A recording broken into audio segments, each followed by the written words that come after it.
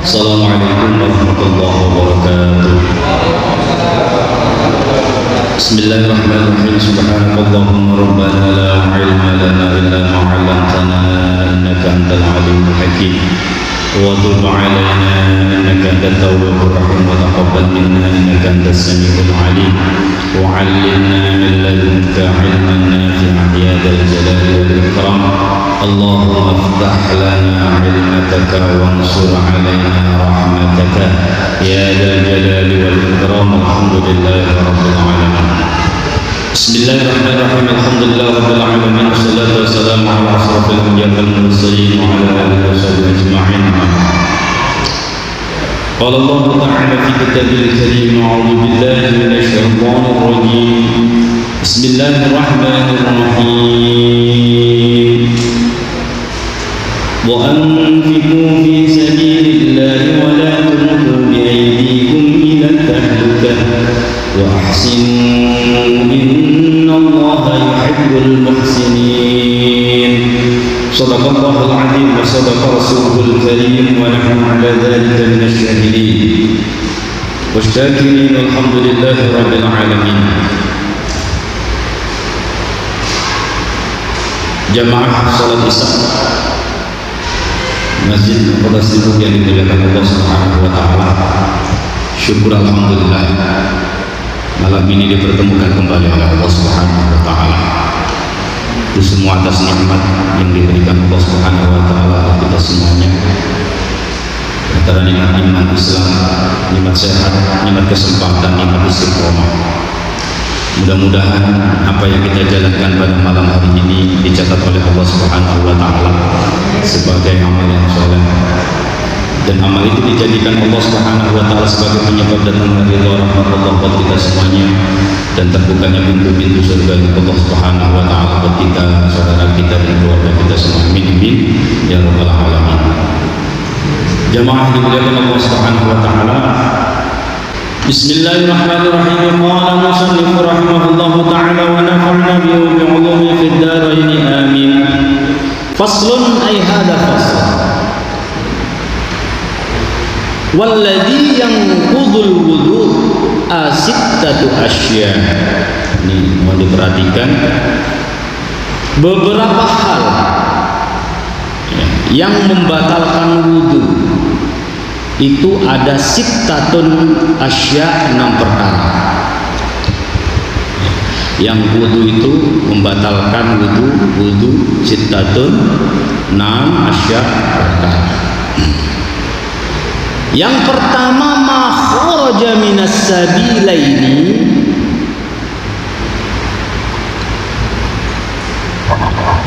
ma kharaja minas sabilaini, yaitu perkara kharaja yang keluar minas sabilaini dari 2 jalan.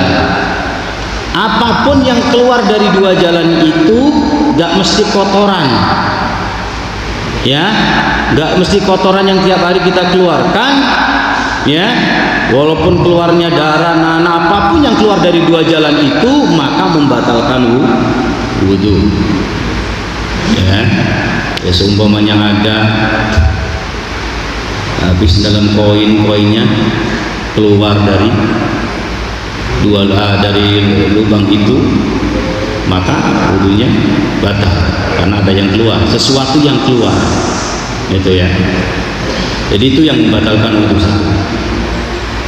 Wan naumu ala ghairi hayatil mutamakkini.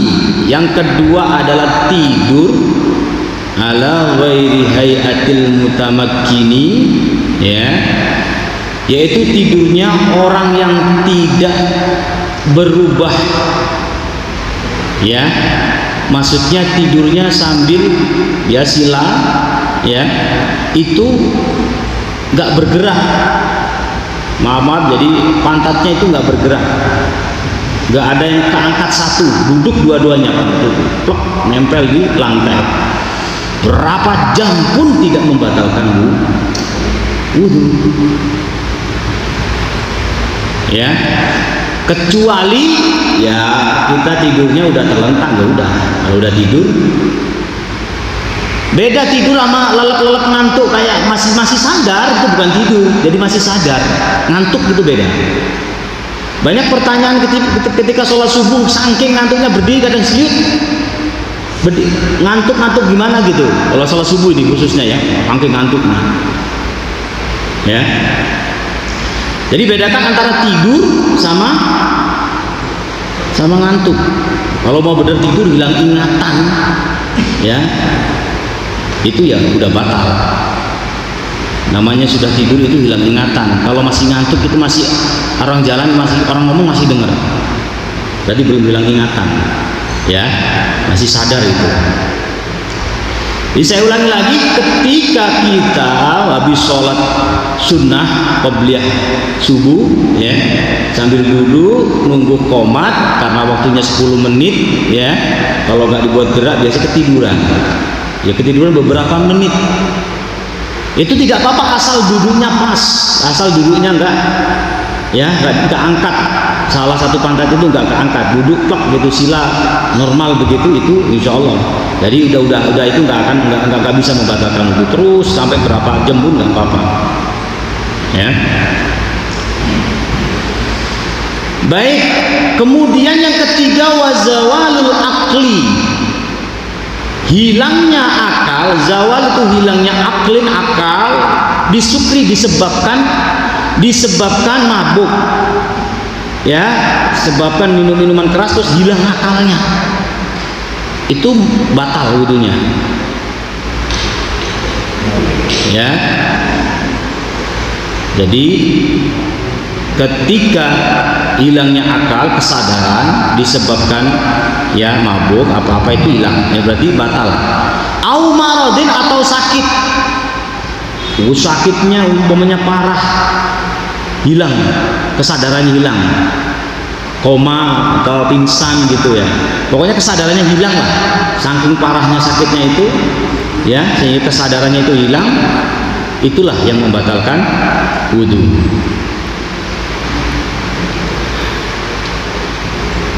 Kemudian berikutnya walam surrojulil mar'atal ajnabiyah, ya, tersentuhnya, ya, kulit laki-laki antara perempuan dan perempuan yang bukan mahram, atau ajnabi itu orang lain, nggak ada hubungan mahram. Nah, kalau Imam Syafi'i mensyaratkan harus tersentuh kulit sama kulit, itu baru batal.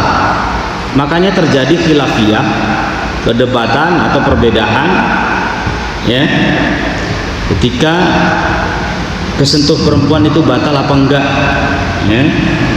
Itu ada yang mengatakan tidak batal, apalagi istri kita sendiri, itu ada yang mengatakan tidak batal. Kalau Imam Syafi'i sudah memastikan batal, bi ghairi syahwat, tanpa syahwat pun kalau kulit ketemu kulit batal.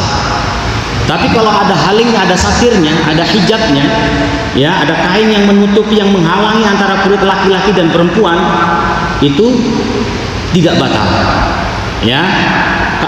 Yang dimaksud batal itu harus kena langsung kulit sama kulit, tanpa ada syahwat, batal. Nah, terjadilah pertanyaan, nah gimana kalau perempuannya itu belum balik? Terjadilah khilafiyah lagi, ya, terjadi khilafiyah lagi. Itu ada yang mengatakan walaupun kalau belum balik dengan syarat syahwat, kalau belum balik gak syahwat ya udah nggak batal. Tapi kalau sudah balik syahwat, nggak syahwat, batal, ya. Nah, kalau belum balik kok syahwat, berarti batal. Kalau nggak syahwat berarti anak-anak, ya, kita saling gitu, nggak batal karena belum balik. Tapi kalau udah syahwat, batal. Bahkan jangankan manusia, ya, ini pernah dijelaskan di dalam, kalau tidak salah, di kitab Maraqil Ubudiyah dari Bidayah wa Nihayah karangan Imam Ghazali yang disyarahkan oleh Imam Nawawi Al-Bantani. Itu dijelaskan kita menyentuh boneka perempuan kok syahwat, batal. Jadi jangankan manusia, benda yang membuat syahwat kita, sesuatu apapun yang bisa mensyahwatkan kita, itu bisa membatalkan wudu kita, walaupun bukan manusia. Ya, itu. Makanya kalau dengan syahwat itu, ya sudah, urusannya beda. Itu kita bisa batal, harus wudu lagi. Ya, apapun bendanya itu. Kalau sudah jelas perempuan, syahwat nggak syahwat, ya. Kalau masih belum balik berarti bersyarat dengan syahwat. Jadi min ghairi hailin, itu yang dimaksud min ghairi hailin, itu tanpa ada pembatas, tanpa ada penghalang. Kulit sama kulit tanpa ada penghalang. Makanya di situ ketika kita menyentuh istri ada perbatas, ada batal apa enggak gitu. Nah, karena ada hadis baginda Rasulullah SAW itu ketika Rasulullah mau melaksanakan sholat, itu mencium keningnya Sayyidah Aisyah, istri beliau, dicium keningnya, kemudian langsung sholat, nggak pakai wudhu lagi. Nah, itu hadis pertama. Hadis kedua yang menjelaskan juga ketika Rasulullah sholat, kakinya itu kesentuh baginda Rasul, kaki Sayyidah Aisyah, tapi nggak dibatalkan sholatnya, terus baginda Rasul itu sholat. Itulah terjadilah perdebatan. Nah, kalau Imam Syafi'i beralasan dulu orang Arab itu pakai ini, nggak langsung kena kulit nyiumnya, jadi masih ada hail, masih ada satirnya, ya, jadi nggak membatalkan wudhu. Itu Imam Syafi'i alasan seperti itu. Terus salah satu juga alasannya berbeda dengan ciuman orang-orang biasa ketika Rasulullah mencium istri beliau. Nah, ketika yang kena kaki, nah dulu itu namanya padang pasir, dinginnya minta ampun. Kalau waktu dingin, saya merasakan di Mesir itu kalau udah dingin subhan, kan kaos kaki satu aja nggak bisa, masih tembus dinginnya itu. Makanya orang-orang dulu itu rata-rata banyakkan dari kulit-kulit, ya, kulit kambing, kulit apa itu, biar benar-benar hangat. Ya, kalau memang bahannya cuman kain-kain biasa, terus tembus dinginnya itu sampai 5 derajat itu, dinginnya minta ampun. Itu memang kaki Sayyidah Aisyah terbungkus, jadi kena nggak apa-apa. Itu alasan Imam Syafi'i. Ya, nah, untuk kekhawatiran, untuk ihtiyatan, maka udah, ya. Pokoknya semua yang mahram, yang haram dinikahin, itu namanya mahram dan tidak membatalkan wudhu. Mertua, ini kadang-kadang kalau nggak pernah ngaji, saling mama mertua, wudhu lagi, padahal itu nggak batal. Banyak yang salah paham, banyak yang kurang mengerti tentang itu. Pokoknya yang tidak membatalkan wudhu bisa dibaca di juz 4 akhir, ya, di juz 4 akhir, hurimat alaikumul, itu ada di juz 4 terakhir dibaca. Itu semua yang haram dinikahi, ya, itu tidak membatalkan wudhu, termasuk mahram. Baik, selanjutnya wa mashu farjil adami bi batinil kaffi. Nah, ini penting karena kadang-kadang secara tidak sengaja kita kesentuh. Wa mashu farjil adami, menyentuh alat kelamin manusia bi batinil kaffi, dengan, ya, perutnya, apa ya, telapak tangan, maksudnya perut itu sini, Pak. Dari perutnya ini, kalau kesentuhnya sini nggak apa-apa, ini sodrun, adanya luar. Jadi kalau kesentuhnya ini, batasnya ini, telapak ini, ya, telapak tangan inilah, yang ini, kalau ini nggak apa-apa. Nah, ini kalau kesentuh sini alat kelamin kita, berarti batal. Kesentuh daerah ini, kita kalau pakai sarung, belum sempat pakai celana dalam, ya, itu batal kalau kesentuh. Tapi kalau kesentuhnya sini nggak apa-apa. Kalau kesentuhnya luar sini, jadi itulah yang mensyaratkan bibatinil kaffi. Bibatinil kaffi itu batin itu dalamnya, dalam pepek ini, ya, dalam. Itu yang membatalkan. Terus juga ada yang mengatakan Gimana? Ini saya jelaskan, jelasnya biar paham betul. Jadi kesentuhnya pun disyaratkan ya hasyafah. Hasyafah itu kepalanya itu loh. Kalau batangnya kenyentuh nggak apa-apa. Tapi kalau udah kepalanya dan kesentuh dalamnya itu baru batal. Ya. Jadi hasyafah itu adalah kepala alat kelamin laki-laki, namanya hasyafah. Itu baru batal. Tapi kalau kesentuh luarnya nggak apa-apa walaupun hasyafahnya. Kalau luar gitu ya. Ya, kesentuh kaki juga nggak apa-apa, punya kena kaki gitu. Harus tangan dan dalam. Ini namanya yang dimaksud di batinil kaffi. Oke. Ya, itu baru batal. Nah, ada pertanyaan yang aneh. Mohon maaf, pertanyaan kan kalau pertanyaan itu aneh-aneh juga ada yang. Nah, pertanyaan umpamanya ada seorang terjadi kecelakaan tabrak kereta api. Alat kelaminnya itu terpisah. Ya, alat kelaminnya terpisah. Nah, kita nyentuh itu karena mau ngumpulin gitu. Ini pertanyaan aneh. Apa itu termasuk alat kelamin? Tetap termasuk alat kelamin dan batal. Karena masih berwujud kelamin. Kalau sudah gak berwujud kelamin baru. Ya, umpamanya ada. Ini pertanyaan seperti itu di Bahsul Masail dijelaskan. Ya. Oke, jadi itu apapun kalau asal masih berbentuk alat kelamin berarti masih bisa membatalkan. Selanjutnya wa mashu halqati duburihi 'alal jadid. Ya. Menyentuh lingkaran, halqa itu lingkaran, dubur. Ya. Mohon maaf, wa mashul halqati duburihi itu menyentuh lingkaran dubur yang hitam itu loh. Kalau kita lihat punya kita sendiri nggak bisa kalau nggak sambil ngaca. Mohon maaf aja, dubur, anus itu kan kalau dilihat ada hitam, batas hitamnya itu. Kalau sekedar sini nggak batal. Umpamanya kita garuk-garuk nggak apa, di sebelah-sebelahnya nggak apa-apa. Yang penting pas hitam itu nggak terlalu ke dalam kita sentuh, nah itu batal. Paham ya? Kalau nggak paham pulang cari kaca, lihat sendiri-sendiri. Jangan lihat punya orang lain. Yang hitamnya itulah yang batal. Maksudnya halqati duburi, bulatan hitam itu. Kalau dijelaskan di syarahnya, ya itu baru membatalkan wudu. Tapi kalau luar kita garuk-garuk nggak batal, samping-sampingnya nggak apa-apa, nggak batal itu kita garuk-garuk. Tapi kalau sudah masuk kesentuh hitamnya itu, nggak sampai kesentuh itu batas hitamnya itu, nah itu baru batal alal jadid menurut kaul jadid. Kaul jadid itu pendapat Imam Syafi'i ketika sudah ada di Masri atau Egypt. Kaul kan ada Imam Syafi'i itu kaul jadid sama kaul qadim. Nah, kaul jadid itu pendapat Imam Syafi'i ketika beliau sudah ada di Masri, Mesir. Ya.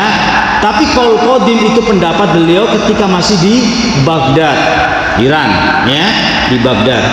Itu namanya, makanya kita sering kaul qadim, kaul jadid, ya. Itulah menurut kaul jadid, menyentuh lubang dubur yang hitam itu adalah membatalkan wudu. Nah, itu 6 ya yang membatalkan wudu. Nanti boleh ditanya lagi yang kurang paham. Muntah membatalkan wudu enggak? Hah? Muntah itu tidak membatalkan wudu karena yang membatalkan 2 lubang aja, 2 lubang itu. Yang di bawah itu 2 lubang. Air kecil, buang air kecil dan air besar itu. Lubang air kecil dan air besar itu yang membatalkan. Kalau muntah enggak, cuman muntahnya najis. Ya. Jadi semua yang dikeluarkan dari perut itu najis. Ingus najis enggak? Ingus enggak najis. Kalau kena apa itu enggak apa-apa. Tangan kita masuk langsung enggak apa-apa. Enggak najis.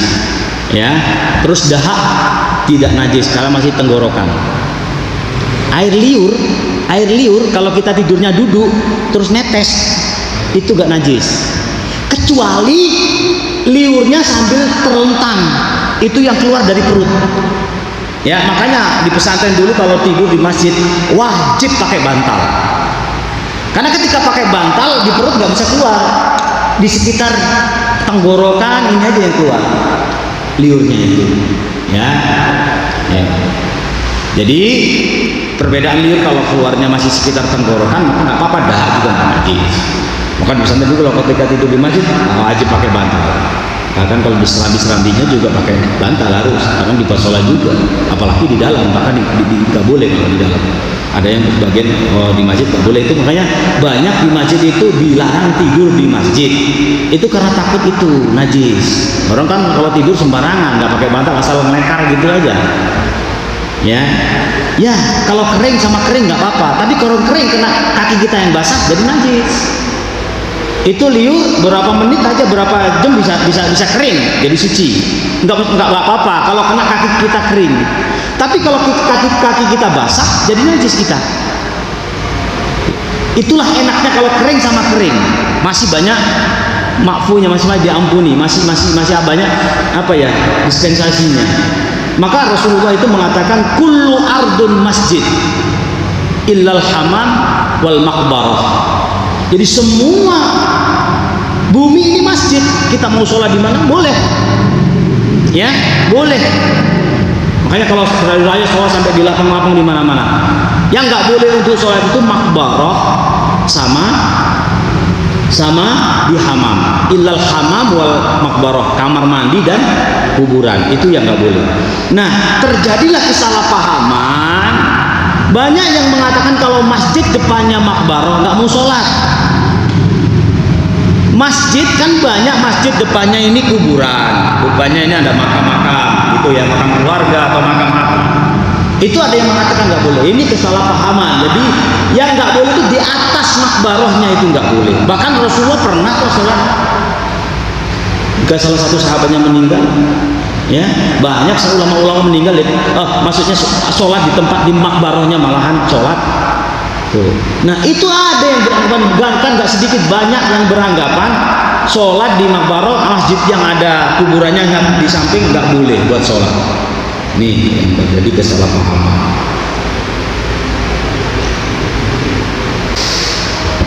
Baik, sampai sini ada pertanyaan, silakan bertanya. Ya, Pak Rahmat.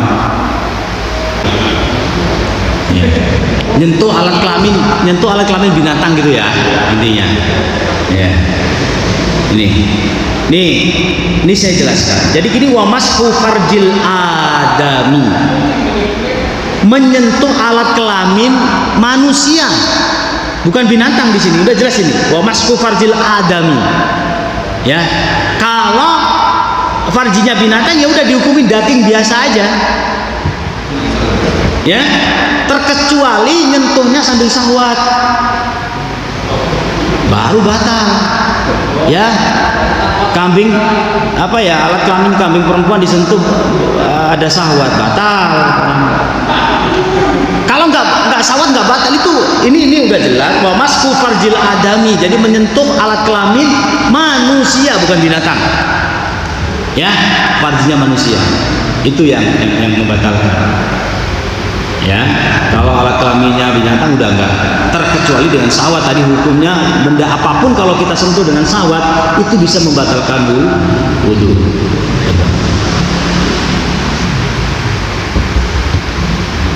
Oke, ada lagi dengan syahwat. Iya. Baik. Jadi tadi saya sampaikan bahwa kita ketika menyium istri atau kesentuh istri dengan adanya hail atau hajib atau satir, ya itu nggak batal.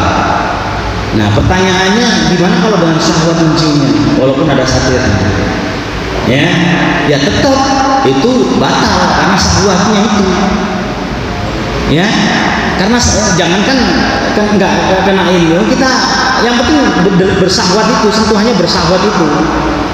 Ya, jadi kalau kita tersentuh sesuatu kok dengan syahwat itu bisa membatalkan wudu. Ya, menyentuh sesuatu dengan bersahwat berarti batal, akan batal gitu.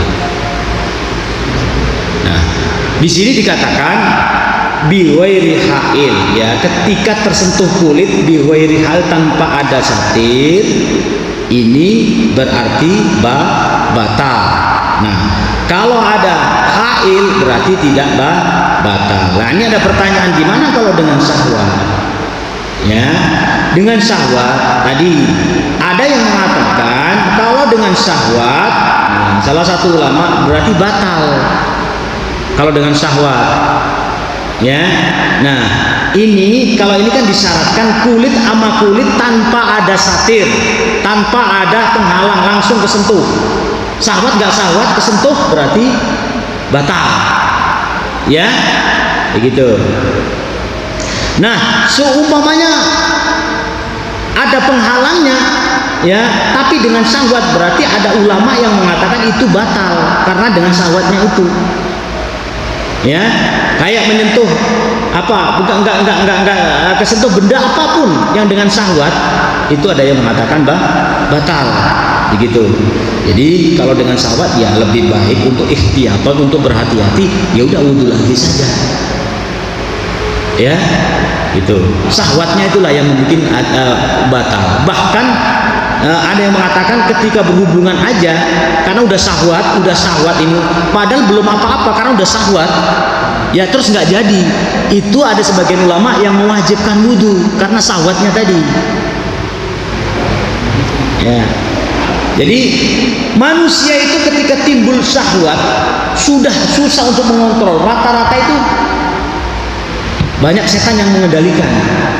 Sehingga itulah disucikan dengan mandi besar atau dengan wudu, begitu, ya. Baiknya wudu saja karena kita sudah syahwat. Tapi kalau kita mengikuti kitab ini, ya, yang penting nggak langsung kulit, itu nggak apa-apa, ya, yang penting nggak langsung kulit kesentuh itu nggak apa-apa. Oke. Sudah setengah 9 lewat, kita tutup, kita akhiri. Mudah-mudahan kita semua diberikan istiqomah Allah Subhanahu wa taala dan dikasih ilmu yang bermanfaat dunia dan akhirat. Amin ya rabbal alamin. Al-Fatihah. Alhamdulillahirabbil alamin. Ya na'budu wa iyyaka nasta'in. Shiratal mustaqim. Sallallahu alaihi wasallam. Bismillahirrahmanirrahim. Allahumma zidna ilman nafi'an rizqan halalan tayyiban bi rahmatika ya arhamar rahimin. Allahumma fahimna ya Allah bi ilmika ya Allah. Allahumma fahimna ilmika ya Allah. Sahih bi amali ya rahmatika ya arhamar rahimin. Allahumma zidna istiqamah sallallahu alaihi wa sallam min ad-dunya ila al-jannah wa salam. Rabbana atina fid dunya hasanatan wa fil akhirati hasanatan wa qina adhaban nar. Sallallahu alaihi wa sallam. Wa salamun ala al-mursalin walhamdulillahi rabbil alamin. Subhanallah wa bihamdika asyhadu an la ilaha illa anta astaghfiruka wa atubu ilaik. Assalamu alaikum.